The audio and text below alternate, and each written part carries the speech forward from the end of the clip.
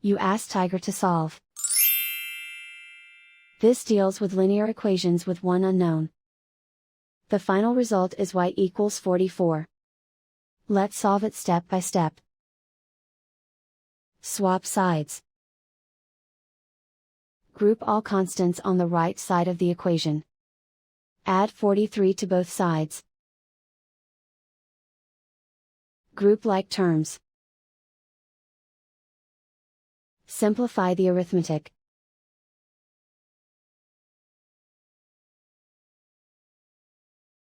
Isolate the y. Multiply both sides by 11. Group like terms.